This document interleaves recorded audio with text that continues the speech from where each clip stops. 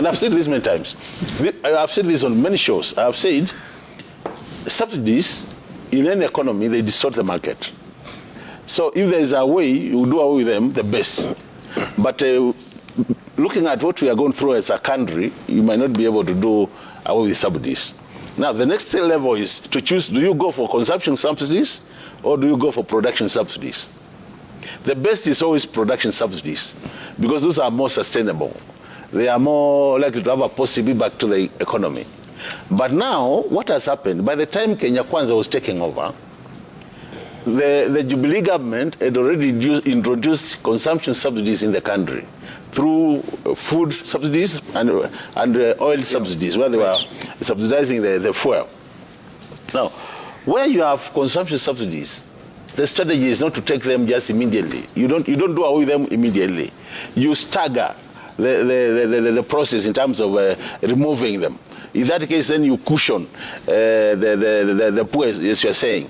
So what has happened is the Kenya Kwanza government came, introduced production subsidies, which is the best, but the problem with production subsidies, they require time for them to have the impact felt in the economy.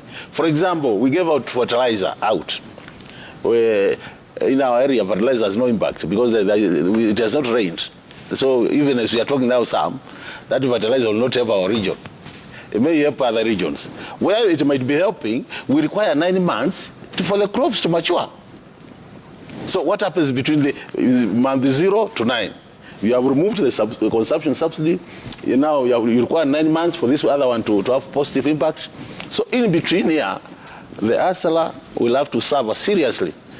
So that's why I'm not worried. I'm not surprised when I see them go to the streets saying, I was watching some clip as I was coming here. Somebody was saying, atokiteremsha bei ya ngasi to 100 shillings. Kama sina unga, hainisaidii. Do you see that analogy? There's nothing to cook. So these are the issues, and that's what we are saying. I know we have serious economists in the Kenya Kwanza government. They have a whole think tank led by David D.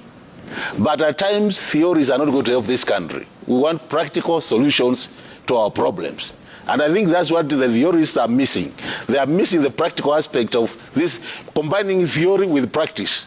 That is what we are missing. And I would want to see, because I'm an economist by training, and I would want to see economics which is, we do the theories, which make a lot of sense, but also look at the reality so that we combine both, what I'll go, a delicate balance between theory and practice, so that we help the country. Otherwise, for now, subsidies are good, production subsidies are good, I support them, but Kenya is continue suffering till we get the results of production subsidies.